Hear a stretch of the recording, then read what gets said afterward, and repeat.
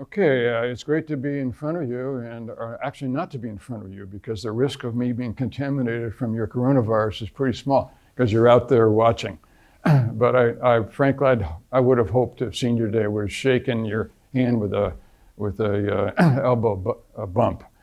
But my job today is to talk about the California minimum wage, and I propose a question: will it be worse than the coronavirus? And the second question is, or will the beneficial effects offset the damage done by the virus? So you need to know that there's more than one model, more than one framework that can be used for thinking about the minimum wage impact. There's Republican GOP competitive market model, which assumes there are many buyers and many sellers, and there's a market price. In this setting, job loss is a sure thing. When the government jumps in and sets the price, sets the wage too high, it inevitably involves job loss. Now, if you can pass the cost onto the customers, which is going to happen in an industry-wide increase in costs, then it's the customers that will decide what your job loss is. If the demand is inelastic, they continue to buy, you're going to continue to have sales. So the ability to pass the price to your customers is an important safety valve that will minimize the employment effect. But even so, the firms will have an incentive to replace their workforce, the less productive workers who are now more expensive, with the more productive workers, and or to automate. So you're going to have the least productive workers are going to be most likely to lose their jobs. That's teenagers who are learning on the job, very important beginning in their lives. Older workers, less educated. The right solution is not a minimum wage which deters jobs and attracts workers. You want to reduce the number of workers, and you want to attract jobs. How do you reduce the number of workers? You use education and training to improve the productivity of the least productive. And you make sure you maintain those low-wage jobs where there's a lot of training going on. And then you want to use wisely crafted regulations to attract jobs to your area. You don't want to repel the jobs with poor choices of regulations. And then the Republican view is, if you're going to work in the labor market, earned income tax credit is a much better thing than a minimum wage. Minimum wage is a tax on employment. Earned income tax credit is a reward for being employed. The Democratic view is there's only one buyer. It's called a monopsony. It's a company town that gets to hire everybody in that town. That buyer has monopsony power and can set a low wage and hire relatively few workers. So that minimum wage transfers the power that the employer had more to the workforce. And the surprising thing is that can come with both higher wages and more employment because of that elimination of the market power that the monopsonists had. And that helps the people that you target, which are the older workers and the less educated. A union is an equivalent way of creating market power for the workforce. But the Republican view is, or the Democratic view is, a minimum wage is not enough. We need a wealth tax too. Here's a picture of auction. Both those original views had this idea of this kind of auction for the workforce. Many buyers and one seller. Somebody's got something for sale up there on the top. The labor market is not an auction. There are not, in the Wall Street Journal, you can look up the price of gold, $1,673. That's a market. You can't go to the Wall Street Journal or the New York Times and find a market price of workers. Each individual has their own special characteristics and their special compensation as a result. So instead of a market, what you get is a sequence of bilateral bargains. Those bilateral bargains between employer and employee tend to favor the employer because the employer typically is more informed than the employee. And the minimum wage is going to work to the advantage of the relatively uninformed employee. It's analogous to having a maximum interest rate in order to prevent what's called usury. And the usury statutes came into place because they imagined that these desperate borrowers who just had to get a loan in order to live would be taken advantage of by the lenders who had many other places where they could lend the money. So you jump in and change the nature of that contract, analogous to what a minimum wage might do. And then another thing that's important is that when employers are going to cut jobs as a consequence of the minimum wage, they're typically not going to do that during expansion. During expansion, most managers are looking for innovative new products, large increased market share, and not so much in cost control.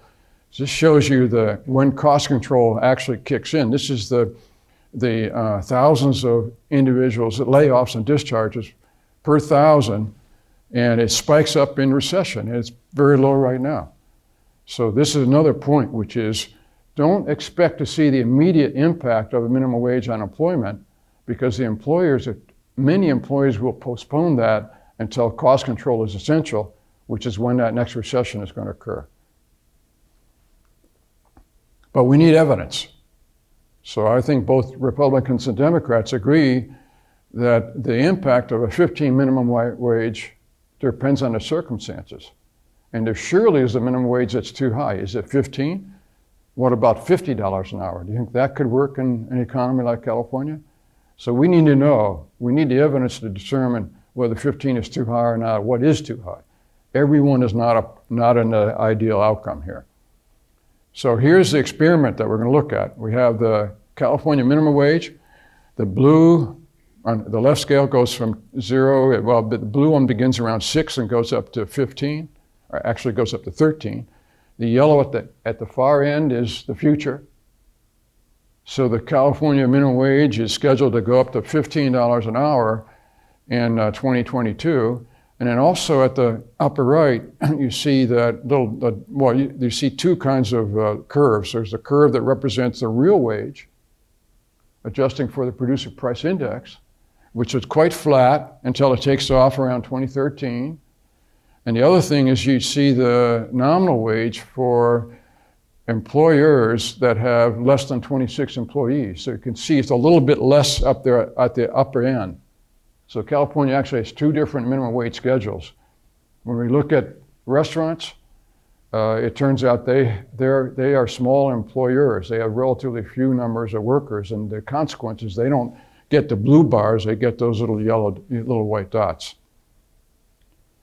Okay, and then we're going to focus on the time period from 2013 until 2018. Why 2018? Because I'm using the QCEW data, which is today available only through the first 2 quarters of 2019. It comes out with an aggravating lag. We'd like to know what happened in 2019 because there was a big jump up in the minimum wage. But the whole year is not available, and I'm going to work with yearly data in this presentation in order to avoid the complexities of the seasonality that occurs here. So you need to know this is not an ideal experimental design for studying the minimum wage, because this was signed by Governor Brown in April of 2016. This sets in stone the minimum wages beginning then all the way up to 2022. So many employers, knowing that they're going to have to raise wages next year or the year after or the year after that, they're going to anticipate that. So it's going to make it harder to find the relationship with the actual wage increases and the legislated changes in minimum wage, although I think we'll still be able to find minimum wage increases each January, even though some employers will anticipate. On the employment side, I think this is entirely different, because employers, knowing that they're going to have to pay higher minimum wages going into the future, they're going to anticipate that and cut back their employment levels now. If they're not going to hire somebody that they know in a few months is going to have to be laid off. So the message here is that this looks like you might think of this as a sequence of separate experiments. Every January 1, the minimum wage increases. It's really only one experiment. And rather than trying to tie employment increases to the wage increases January 1 every year, what we ought to be looking to see is there a weakness in employment growth in certain sectors during a period of time that these minimum wages are elevating. Not imagine that we can tell exactly what time that's going to occur. It's also not an ideal experiment because all 58 counties have exactly the same minimum wage. So if you're doing a test of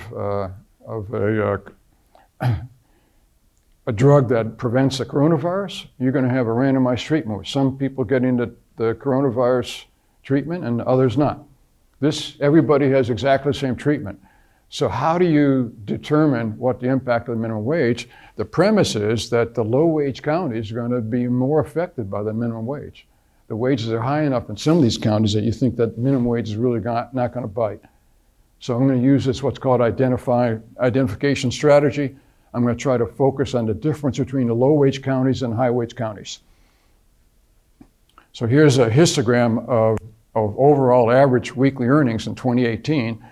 At the far right, that's the Bay Area, $2,600 per week. Several of those counties out there, each point represents a county. And over here on the left is the apparent minimum wage, which is 40 hours times $11 per hour, assuming that they work 40 hours. For every county, it complies with that minimum wage ordinance in 2018. But nonetheless, the closer you get to that lower bound, the more likely you have some of the workforce who will be affected by it. And the minimum must be less than the average. You'd be in compliance with the minimum. You moved up some of your individuals. The overall average is going to be much higher than the minimum because you have high-wage workers and low-wage workers combined. This is getting you to get a sense of where are the high-wage jobs in California. So we have green, yellow, and red. Green is the counties that pay, on average, more than $1,043 per week. That's the high-wage counties. The red are the low-wage counties that pay less than $711. And the yellow are the in-between. And you're supposed to see what maybe you already know are these clusters, the Bay Area cluster, and there's a Southern California cluster of high-wage communities. That's Los Angeles, Orange County, and San Diego. Then the red, which are the low-wage communities, are mostly toward the east, and everything in between is yellow, kind of moderate wages. This is going to a point which is, there's more than one California, and our forecast at some point, I hope, will provide multiple forecasts for these different regions because they're quite different in terms of their economic base and average wages, certainly. Another way they're different is with regard to jobs per square mile. How dense are the jobs? So same thing, green is high dense, red is low dense, yellow is in between. And you can see that the coastal regions in California are both high wage but high density. The western counties have relatively low number of jobs per area. Another way of measuring is jobs per people.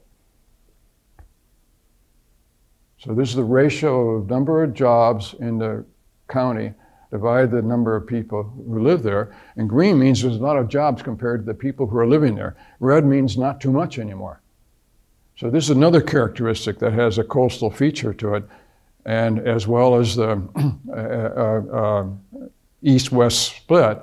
But here we have mono, alpine, placer with relatively high number of jobs compared to the people who live there. And I'm thinking these are tourist areas that are relatively low in population, who serve the skiers who come from the western coast during the winter season. And that's the reason that they have a high number of jobs per person. Anyway, there's more than one California is what I'm trying to get across. Now, so the one way we're going to find out the impact of the minimum wage is looking at different counties. The other one is looking at different sectors of the economy. So this is a display that maybe you can't read so well, but it indicates the low-wage sectors in California according to this so-called QCW data set. And the sector that has the lowest average weekly wage, which is $481, is accommodation and food services. So we're going to focus in that area. The next one is agriculture, then retail trade. So we're going to focus in on that. And not only that, we're going to disaggregate to the 6-digit level. Same kind of information at the 6-digit level, more disaggregated categories. And the category that has the lowest pay, which is up at the top, and it has a 3.9% employment share, that's services for the elderly and disabled, paying on the average only $286 per week. That's below the 40 hours times 10. It seems in violation with the minimum wage, but what's of interest is the number of employees per establishment is just a bit bigger than one. So this is an industry of home health care workers, each of whom is regarded as an employer themselves. So how the minimum wage affects that industry, I'm not so sure. It's something we need to study more carefully. It certainly would have, if this was a conference on health, we would dig more deeply into that sector for sure. But the sector that I want to bring attention to is limited service restaurants. That's got also a high share, 3.6%, paying $377.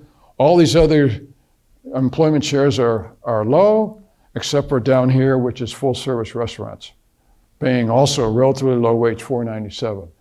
So I'm going to focus on these two industries that have relatively large shares of employment and relatively low wages, limited service restaurants and full service restaurants, to see whether they're being impacted by the minimum wage. Here is the size of these enterprises, because we're going to decide which minimum wage applies to these enterprises. At the left is limited service restaurants. At the right is full service restaurants. The horizontal scale is number of workers in the enterprise. And the shaded area represents 26 and above. That's the high minimum wage area. There are no counties that on average have employees per establishment in the large establishment area. So that dictates a lower minimum wage is applicable. Almost all counties are also in the lower minimum wage area for full service, but there are some counties, generally the payments are higher for full service restaurants as well. So I'm going to work with the assumption that in both settings, the minimum wage applicable is the lower one, which applies to enterprises that have 25 or fewer employees. So this is another important point, which is I'm working with the QCW data, and it doesn't have any hours in it.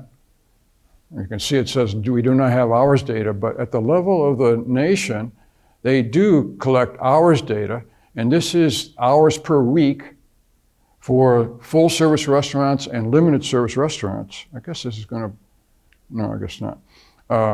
Look up at the top, the blue at the very top is all employees in full service restaurants. That's a little above 25 and a half. And then there are production and non-supervisory employees is separated.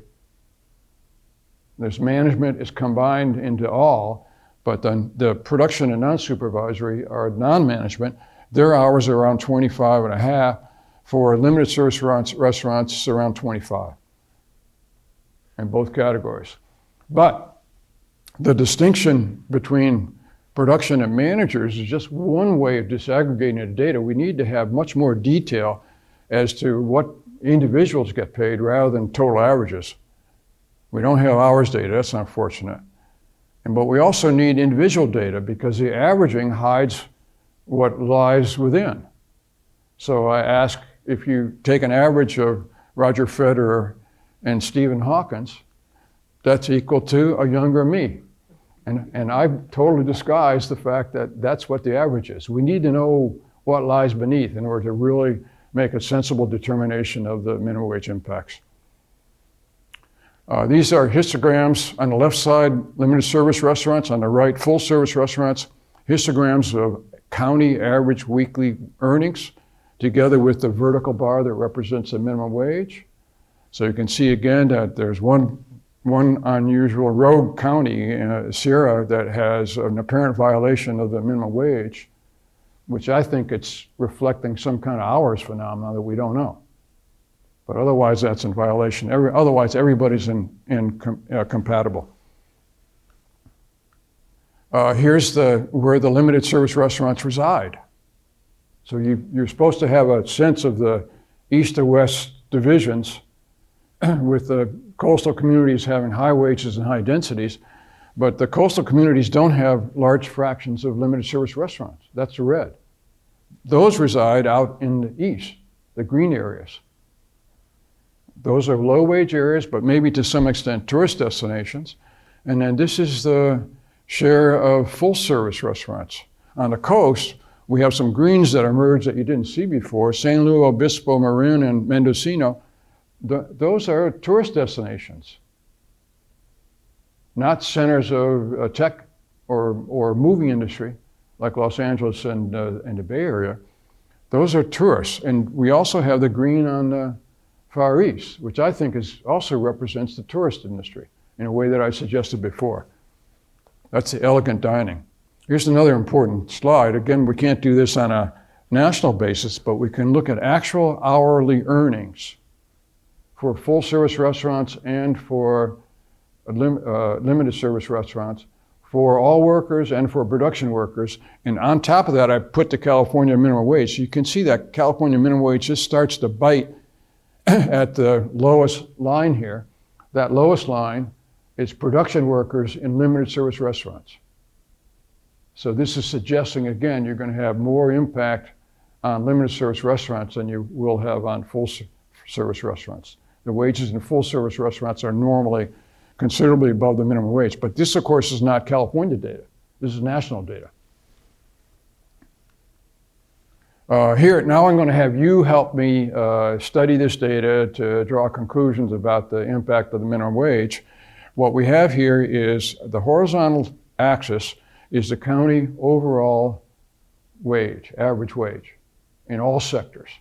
At the vertical, that's the wages in limited service restaurants. The vertical is the logarithmic scale.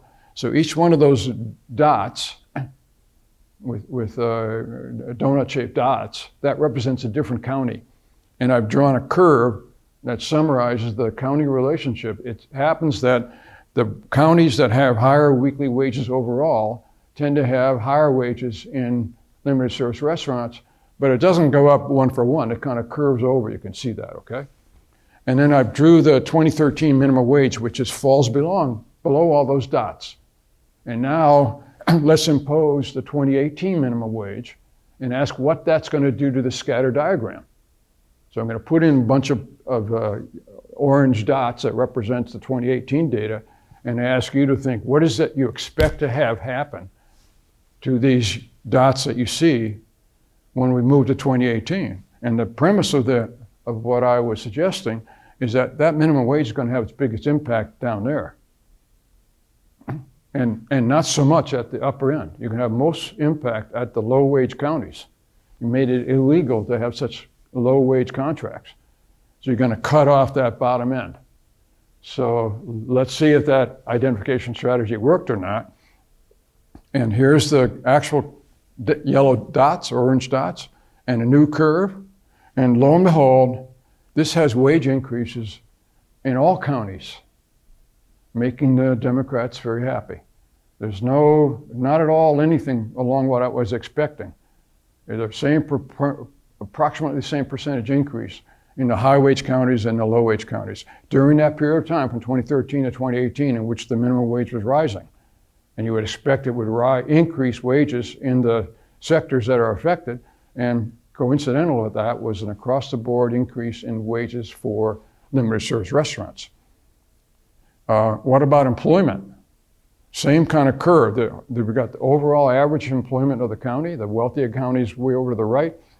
The vertical is the fraction of employment in limited service restaurants. I don't think you can see the scale, but it's about 4 or 5% where the arrow is. So we want to know what's going to happen. And I drew a big arrow at the low wage counties, suggesting that that's where most of the impact's going to be. And the Democrats think up, that you're going to have more employment, and the Republicans think down, you're going to have lower employment. And I think maybe they both agree at the other end, there's not too much change, that those higher wage counties are beyond the reach of the minimum wage. I hope you're all with me, because I want you to be participating here in the creation of knowledge. I wish you could ask questions, that'd be great. So what's the actuality? So I've now put in orange lines, and the actuality is there's some increase at the lower end, consistent with the Democratic view. and it gets a little less as you go out toward the far end. So you'd like to say that maybe the minimum wage is helping out the sector, is actually creating more jobs. I'm not suggesting that as a conclusion. I think you have to have more variables than the ones I have now. We're just making an effort to look at the data to see what we can pull out of it in an obvious way. What about full service restaurants? That's the same image. This is average weekly wages in full service restaurants. And you have it for 2013 and for 2018, the two curves. And they have that same feature that you have across the board increases in wages relative to the average weekly wage for every county. There's no tendency for this to be more in the low-wage county. And then what about employment share? That's the two images for full-service restaurants. There's no apparent impact. There's no apparent change in the fraction of employment in full-service restaurants between the 2 years. It doesn't seem like the timing of the minimum wage, it corresponds to any meaningful change in terms of this scatter diagram.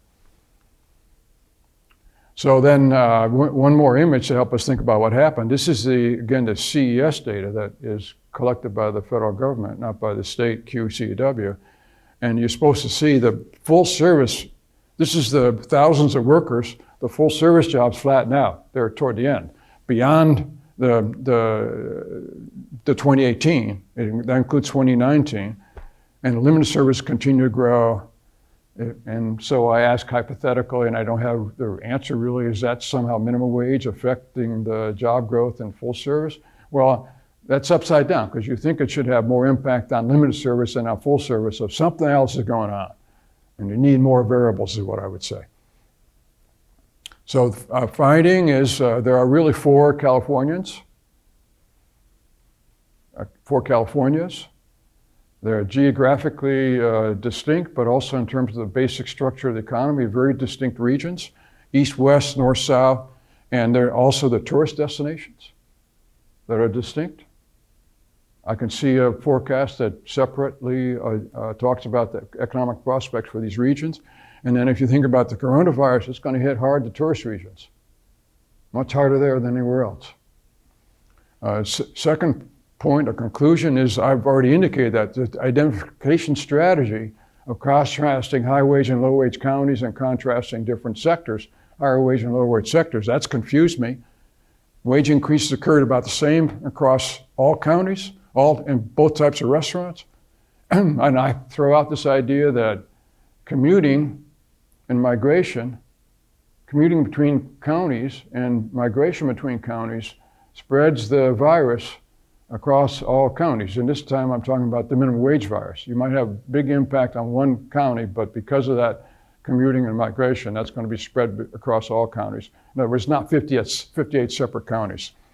Employment gains occurred in low-wage restaurants, not in high.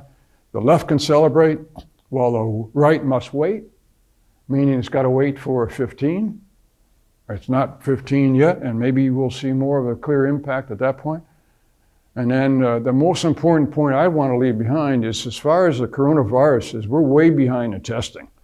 And we should be testing lots more people. We need more test kits. And we need data on hours worked and individual data for minimum wage in order to make a real judgment. And we can get this done by the state level. Oh my God, Gavin Newsom has joined us today. I'm so glad. I hope he actually allows us to collect hours data here in California. Thank you very much.